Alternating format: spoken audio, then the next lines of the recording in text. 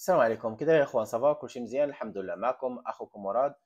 حلقه جديده وموضوع جديد باذن الله. الحلقه ديال اليوم اشنو هي بالنسبه للاشخاص اللي هما كيبغيو يشريو شركات قدام، ولكن ما كيعرفوش كيفاش يفيريفيو او لا اشنو غادي يفيريفيو بالضبط، ولا علاش غادي يسولوا بالضبط.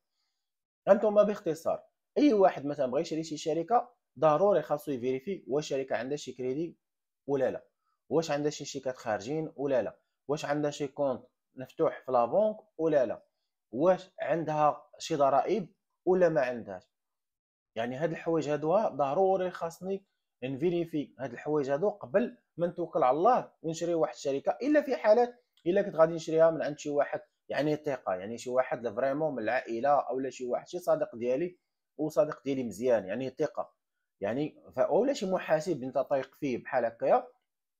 ولكن واخا تكون طايق فيه كاع يعني ما فيها باس، تقدر تخلّص ليه كاع شي حاجة ديالو هويا وتقول ليه يعطيك، يعني من ناحية ديال الضرائب يقول ليه تعطيك attestation de légalité fiscale، يعني واحد الشهادة اللي كتبين لك، واحد الشهادة راه كياخذها هو sur place من مصلحة الضرائب، يعني ما كيمشيش يدير لا دوموند وهذا، راه كيدخل هو غير الباسي ديالو السيستم ممكن يخرجها لك sur place، يعني sur place يخرج لك الشهادة ويعطيها لك، يعني كتخرج فيها لا دات ديال داك النهار، يعني ديال هذاك الوقيته بالضبط كيخرجها كيعطيها لك. وكتخلّص ليه شي حاجة قليلة، يعني شي حاجة قليلة كتخلّصها له باش يخدم معاك، لحقاش الا ما خلّصتيش غادي تجيه ثقيلة، هو واخا بالزربة غادي يتيريها لك وهذا، ولكن غادي تجيه ثقيلة باش يتيريها لك. يعني كندوّر معاه بشي حاجة قليلة، كيجيب ليا الشهادة ديالي أنايا، كنشوف الشركة واش في وضعية قانونية ولا لا. كانت في وضعية قانونية يعني راه التصريحات راه محطوطين، راه كلشي محطوط، راه بخير وعلى خير. ما كانتش وضعيه قانونيه، يا راه غادي يطلع لك، يا اما غادي يطلع لك فيها بالتفصيل، يا اما غادي يطلعوا لك شي حاجه وشي حاجه ما غاديش يطلعوها. في ديك الحاله اصلا ديك الشركه ما عندك ما دير بها كاع، يعني ما يعني الا كانت هي اصلا في وضعيه قانونيه ما عندك ما دير بها، واخا يعطيو لك فابور كاع ما عندك ما دير بها، الا في حالات الا كنت انت اصلا قابل على المشاكل.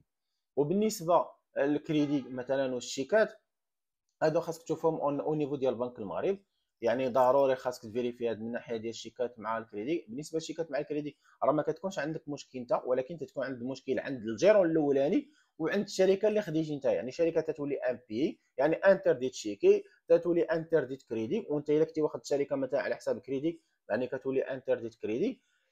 ممكن مثلا ديك ديال هذا اللي كتبي تدفع الفيزا، ممكن القنصليه دير فيريفيكاسيون.